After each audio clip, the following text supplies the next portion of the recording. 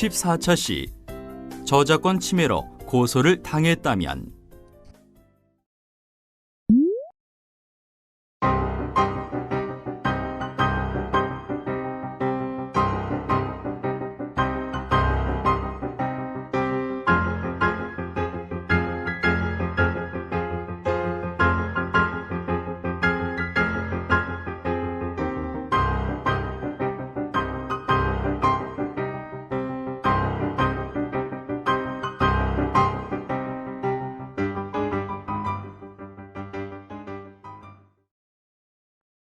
사례를 잘 살펴보았나요? 그렇다면 다음 퀴즈를 통해 이번 시간 학습할 내용을 미리 확인해 보도록 합시다.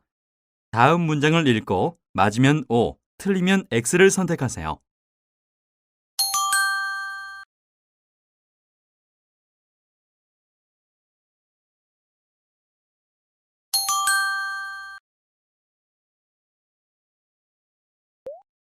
이번 시간에는 권리자의 입장에서 저작권 침해에 대한 대처 방법과 침해자의 입장에서 경고장을 받거나 경찰에서 연락을 받았을 때 대처 방법에 대해서 배우도록 하겠습니다. 이번 시간 학습을 마치고 나면 저작권을 침해당했을 때 권리자가 할 수 있는 조치를 알 수 있고 경고장을 받거나 경찰로부터 출석 요구 연락이 왔을 때 대처 방법을 알 수 있습니다.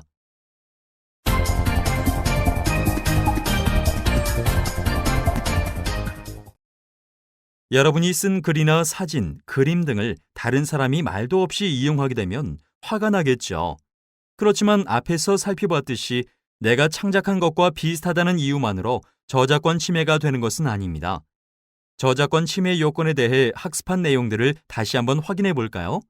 먼저 저작권 침해를 입증하기 위해서는 본인이 저작권자임을 입증해야 합니다. 그리고 저작권법의 보호 요건인 창작성 여부를 확인하고 그 의거와 실질적 유사성을 입증함으로 침해를 입증해야 합니다.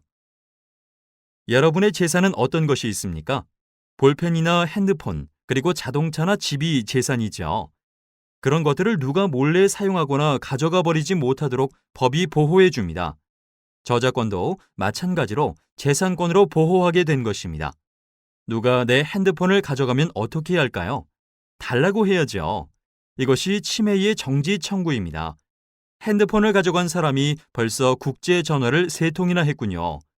전화비를 받아내야겠죠? 이것이 손해배상 청구입니다. 남의 핸드폰을 들고 가버리는 경우에는 경찰에 고소하여 형사벌을 받도록 할 수도 있습니다. 저작권도 마찬가지입니다. 저작권을 침해당했을 때 민사적 구제 수단으로 침해 정지 청구, 손해배상 청구를 할 수 있고 형사적 구제 수단으로는 5년 이하의 징역 또는 5천만 원 이하의 벌금을 내도록 할 수 있습니다. 자신의 저작권이 침해당했을 때 어떻게 하면 될까요? 먼저 민사적 구제 수단을 살펴봅시다. 첫째로 침해 행위를 중단시킬 필요가 있겠죠. 저작권법에서는 더 이상의 침해를 하지 말고 중단할 것을 요구할 수 있도록 정지 청구권을 규정하고 있습니다. 또한 침해할 우려가 있는 경우에는 예방을 청구할 수도 있습니다. 정지를 청구할 때는 침해 행위에 의해 만들어진 물건의 폐기나 그 밖에 필요한 조치를 청구할 수 있습니다. 저작권법 제123조에 이런 내용이 잘 나타나 있죠. 민사적 구제 수단 두 번째로 손해배상 청구를 살펴보겠습니다. 침해 행위로 인한 손해가 발생한 경우에는 이를 물어내라고 해야겠죠. 이를 위해 저작권자는 침해자의 고의 과실이 인정되고 위법성이 있으며 손해가 발생했는데 권리 침해 행위와 손해 발생 사이에 인과관계가 있을 것 등을 입증해야 됩니다. 판례를 살펴볼까요? 테레사의 연인 사건을 봅시다. 테레사의 연인이라는 원작 소설을 영화로 만들었는데 이로 인해 소설의 판매 부수가 둔화된 것에 대해 원작자가 손해배상 청구를 한 사건입니다. 판결에서는 이 사건 방송 이후 원고의 자전적 소설인 테레사의 연인의 판매 부수가 둔화된 사실은 인정할 수 있으나 이 사건 방송으로 인한 판매량 감소라는 점을 인정할 증거가 없다고 하였습니다. 이와 같은 일 때문에 침해자가 얻은 이익, 권리의 행사로 통상 받을 수 있는 금액 등을 손해액으로 추정하는 조항을 두고 있습니다. 이에 따르더라도 손해액의 산정이 어려운 경우에는 변론의 취지 및 증거 조사의 결과를 참작하여 상당한 손해액을 인정할 수 있습니다. 돌아와요 부산항해 사건도 확인해 보세요. 대중가요인 돌아와요 부산항해가 돌아와요 충무항해라는 노래의 가사 저작권을 침해했다는 소송이 있었습니다. 돌아와요 충무항해를 작곡한 사람이 다른 가수에게 노래를 넘기면서 가사의 일부를 바꿨는데요. 이것이 원곡의 가사를 토대로 창작된 2차적 저작물이라는 거죠. 돌아와요 충무항해의 가사 저작권에 기한 2차적 저작물 작성권을 침해하였다고 본 사건에서 손해액 산정 시 변론의 취지 및 증거 조사의 결과를 참작하여 상당한 손해액을 인정한 바 있습니다. 돌아와요 부산항해 사건의 판결문을 다운로드하여 확인해 보세요. 그리고 버튼을 클릭하여 저작권 침해에 대한 손해배상 청구와 관련된 조문을 살펴보세요.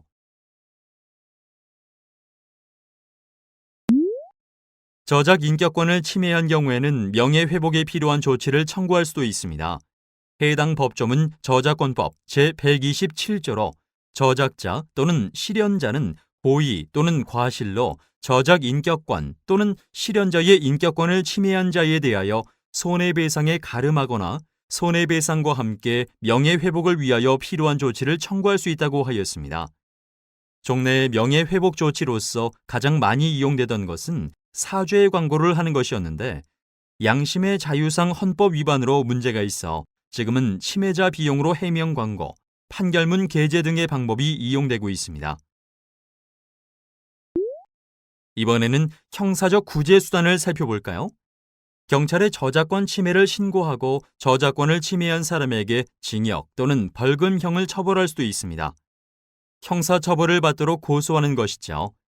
저작권을 침해하면 마치 빵을 훔친 것처럼 형사처벌을 받을 수 있습니다. 이와 관련된 조문을 다운로드하여 확인해 보세요. 저작권 침해는 친고죄입니다. 즉, 저작권자의 고소가 없으면 침해자는 처벌되지 않습니다. 권리자가 고소를 하지 않더라도 경찰이나 검찰에서는 저작권 침해 사건을 수사하기도 합니다. 하지만 권리자의 고소는 중요한 의미를 가집니다. 저작권 침해는 저작권자가 고소를 취하하면 침해한 사람도 형사처벌을 받지는 않습니다. 바꿔 말하면 저작권을 침해한 사람은 저작권자가 용서해 주기만 하면 형사처벌은 받지 않는다는 의미입니다. 다만 예외적으로 영리를 목적으로 또는 상습적으로 저작권을 침해한 경우에는 고소 없이도 처벌할 수 있음을 주의해야 합니다. 이를 비친고죄라고도 하죠. 버튼을 클릭하여 관련된 조문을 살펴보세요. 이제 우리의 이야기를 해봅시다. 대학생인 여러분이 저작권의 침해를 입었을 때 어떻게 하면 좋을까요? 권리자의 저작권이 침해되었을 때에 조치를 취할 수 있도록 법으로 보장하고 있습니다. 친구가 나의 레포트를 베껴서 제출한 것, 회사에 제출했던 입사 원서를 홈페이지에 예시로 올려놓은 것 등은 모두 저작권 침해입니다. 하지만 그럴 때마다 법원에 가서 제소하고 경찰에 고소하기는 쉽지 않습니다. 그럼 어떻게 하는 것이 좋을까요? 먼저 경고장을 발송해 보세요. 침해자가 잘못을 뉘우치고 침해를 중지할 수도 있습니다. 경고장 작성은 특별한 형식이 있는 것은 아닙니다. 침해 사실을 적어주고 즉시 중지할 것, 손해가 있는 경우에는 배상할 것, 때로는 재발 방지를 위한 각서를 요구하는 경우도 있습니다. 우편을 이용한다면 내용 증명으로 보내는 것이 좋습니다. 내용 증명은 발송인이 수취인에게 어떤 내용의 문서를 언제 발송하였다는 사실을 우체국이 공적으로 증명해 주는 것입니다. 이 역시 특별한 형식은 없는데 수신인과 발신인을 적고 내용과 날짜 정도를 적으면 됩니다.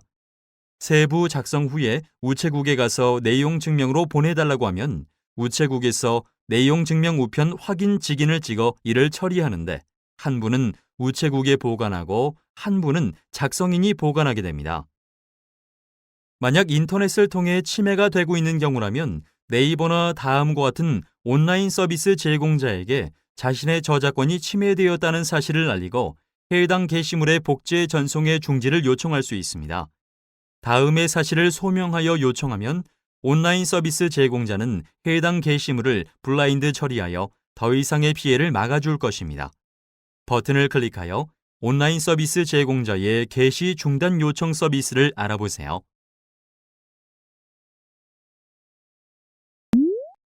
내 레포트를 베꼈다고 친구를 고소하는 것은 평범하지 않은 일입니다.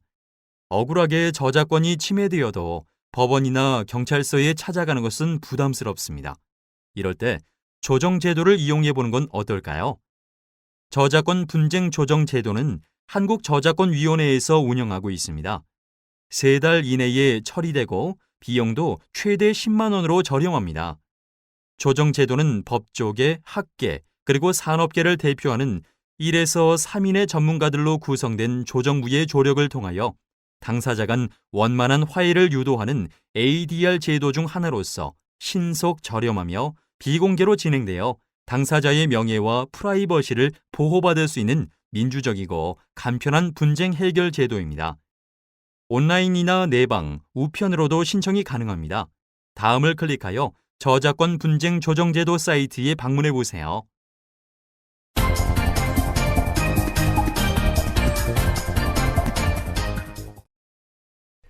지금까지 권리자의 저작권 침해를 어떻게 구제해 줄 것인지 확인했습니다. 이제부터는 저작권을 침해한 사람은 어떻게 대처할 것인지 살펴볼까요? 저작권을 침해한 것은 잘못한 것입니다.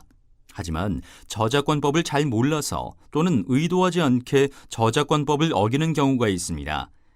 그래서 최근 저파라치라고 해서 일부 법무법인들이 저작권 침해자를 대상으로 합의금 장사를 하는 사례가 있었습니다. 학생들을 경찰에 고소하고 법무법인에 와서 합의금을 내지 않으면 형사처벌하겠다고 협박하는 것이죠. 이는 친고죄라는 점을 악용한 것이라고 볼 수도 있습니다. 권리자만 용서하면 처벌을 피할 수 있기 때문에 고액의 합의금을 요구해도 이에 따르게 되는 것입니다. 원칙적으로 저작권을 침해한 경우에는 저작권자를 찾아가 진심으로 사과하고 합의를 하는 것이 가장 바람직합니다. 손해를 배상해주고 형사 고소를 취하받는 것이죠. 앞으로의 이용을 위한 허락도 받아두는 것이 좋습니다. 하지만 권리자가 지나치게 고액을 요구하는 경우에는 원만하게 합의에 이르지 못하는 경우도 있습니다. 장래가 촉망되는 학생들은 이러다가 전과자가 되고 취업도 못하는 거 아닌지 걱정을 하게 됩니다. 하지만 지나치게 걱정만 하지는 마세요. 초범의 경우 실수로 저작권을 침해했더라도 실형이 선고되는 일은 극히 드뭅니다. 제도적으로도 학생들에게 선처를 하기 위한 노력을 기울였습니다. 교육조건부 기소유예 제도와 청소년 저작권 침해 고소사건 각하 제도가 대표적입니다. 2011년도 저작권 교육조건부 기소유예 처분자 2,657명을 대상으로 설문조사한 결과 저작권 인식 점수는 24.9%로 나와 대부분이 저작권을 모르는 상태에서 저작권법을 위반한 것으로 보였습니다. 저작권에 대한 인식이 부족한 상태에서 권리자의 무분별한 고소로 인해 어린 나이에 범죄자로 낙인이 찍혀버리는 것은 사회적으로도 커다란 손실이 아닐 수 없습니다. 이에 2009년 3월부터 시행해온 청소년 고소각하 제도와 저작권 교육조건부 기소유예 제도를 확대 운영을 하고 있습니다. 2009년 8만 건이 넘는 저작권 침해 사건이 있었고 이 중 청소년이 2만 건이 넘었지만 청소년은 단 17건만이 기소되었을 뿐입니다. 2010년 청소년이 기소된 경우는 3건에 불과합니다. 버튼을 클릭하여 어려운 용어에 대해 더 살펴보세요. 저작권 위반 사실이 없는데 출석 요구가 있는 경우가 간혹 있습니다. 우선 경찰에서 출석 요구가 있다면 걱정만 하지 마시고 출석하셔서 하고 싶은 얘기를 하고 오시면 됩니다. 간혹 아이디의 본인 확인이 잘못되거나 합법적인 이용에 대해서도 문제를 제기하는 경우가 있습니다. 만약 집에서 멀리 떨어진 곳에서 출석 요구를 한다면 관할 이전 신청을 하시면 됩니다. 부산에 사시는데 서울의 경찰서에서 연락이 오는 경우도 있기 때문입니다. 위반한 사실이 없다면 이를 잘 설명하는 것만으로 사건은 종결될 수 있습니다. 경찰서에서 연락을 받으면 많이 놀라게 됩니다. 더구나 자신이 불법적으로 공유한 사실이 정확하게 적시된 것을 확인하게 되면 불안하기 그지없죠. 대부분 경찰서에서 연락이 올 때에는 침해 사실에 대한 증거를 가지고 있는 경우가 많습니다. 그렇더라도 초범이라면 한두 개 정도의 음악, 영화 공유로 형사처벌까지 되는 경우는 많지 않습니다. 이런 경우 혐의를 인정하시되 잘 모르고 위반했으며 많이 반성하고 있음을 보여주면 저작권 교육을 받는 것을 조건으로 기소유예 처분이 내려질 가능성이 큽니다. 많은 수의 저작물을 유통시킨 경우라면 학생이라도 실형이 내려질 가능성을 배제할 수 없습니다. 요즘 웹하드 등에서 업로더에게 포인트나 사은품을 주는 경우가 있어 대학생들도 수천 곡의 음악 파일을 업로드하는 경우를 종종 접하게 됩니다.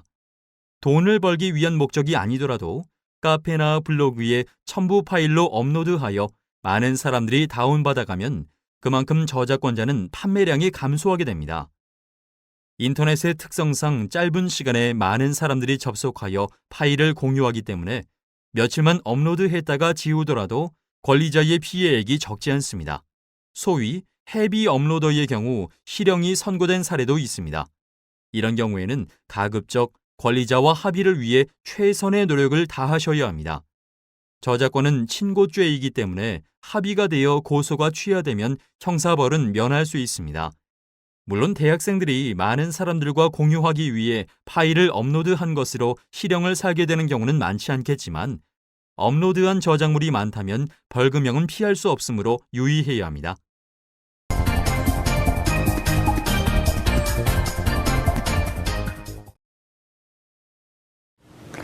네, 이번 차시에서는 저작권 관련돼서 분쟁이 발생했을 때 어떻게 대응해야 되는가 하는 내용에 대해서 살펴봤습니다. 권리자인 측면과 또는 침해자의 측면 양쪽에서 모두 한번 살펴봤었는데요. 옛날에 대학생들이 저작권 관련해서 저를 찾아온다 그러면 대부분 경찰에서 연락이 왔다든가 법무부에서 경고장이 날라왔다든가 주로 이제 침해자의 입장에서 어떻게 해야 되느냐 이런 얘기들을 물었었는데요. 요즘에는 이제 저작권자의 입장에서도 내가 이런 글을 올렸는데 누가 블로그에서 비슷하게 베껴가지고 책으로 냈어요. 이런 얘기들을 하면서 찾아오시는 분들이 점점 늘어나고 있습니다. 자, 이 두 가지 차원에서 모두 한번 살펴보도록 할 텐데요. 먼저 권리자 입장에서 비슷한 내 걸 누가 베낀 것 같다 이렇게 얘기를 할 때 그것을 구제받을 수 있는 법적인 방법은 민사상 책임을 묻는 방법과 형사상 구제 방법 모두 우리가 이용을 할 수가 있습니다. 이것은 뭐 어려운 것이 아니고요. 우리가 저작권이라는 것을 지식 재산이다, 이런 얘기를 했지 않습니까? 제 핸드폰이 있어요. 이 핸드폰을 누가 뺏어갔다고 생각해 보십시오. 이 핸드폰은 내 소중한 재산이지 않습니까? 이 재산을 누가 뺏어갔다라고 하게 되면 우리가 민사상 책임을 묻습니다. 돌려줘. 이게 침해 정지죠? 보니까 내 핸드폰 가져가서 국제전화를 걸었어요. 이러면 손해배상도 청구해야 됩니다. 아울러서 이 친구가 그걸 가져가서 안 준다든가 또는 뭐 부숴버렸다든가 이런 경우에는 형사상으로 저 친구 절도범이다. 손괴죄다. 이러면서 책임을 물을 수도 있습니다. 기본적으로 저작권도 재산권의 한 형태이기 때문에 구제를 받는 형태가 재산권의 침해와 상당히 유사하게 되어 있다라는 점을 기억을 해 주시면 될 것 같습니다.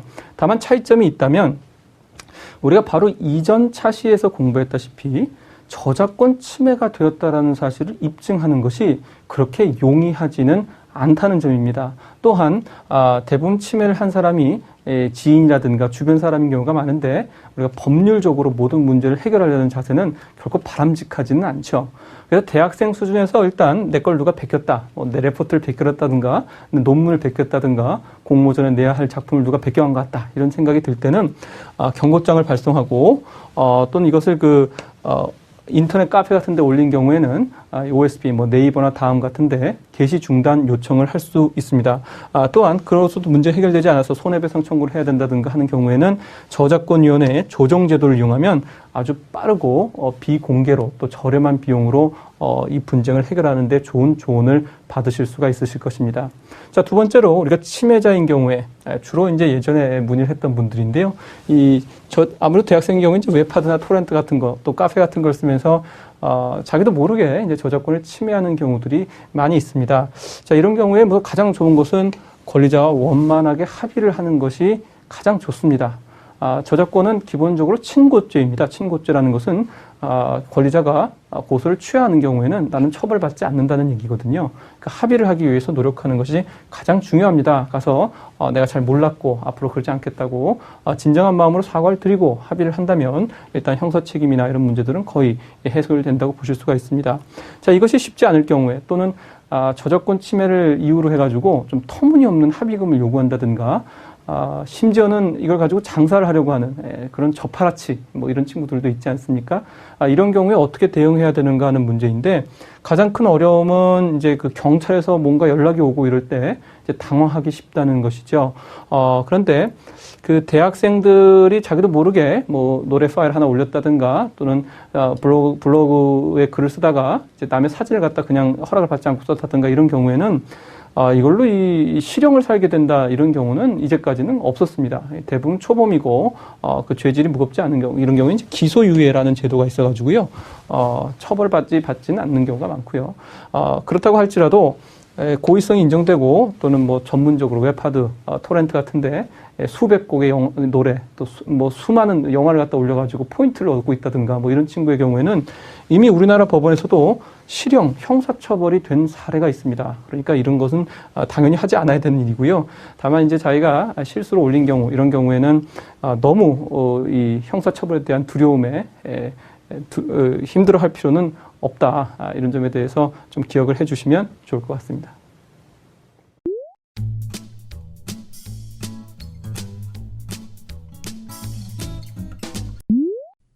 학습 내용을 충분히 숙지하셨나요?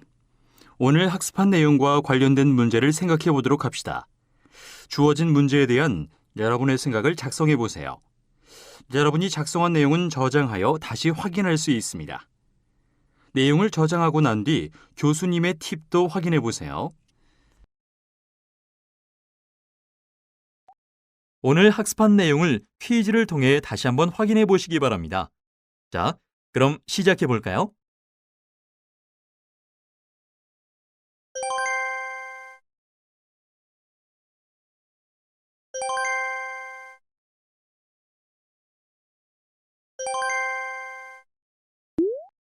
이번 시간에는 권리자의 입장에서 저작권 침해에 대한 대처 방법과 침해자의 입장에서 경고장을 받거나 경찰에서 연락을 받았을 때 대처 방법에 대해서 학습하였습니다. 배운 내용을 정리하면서 학습을 마무리해 보세요. 이번 시간의 학습을 모두 마치셨습니다.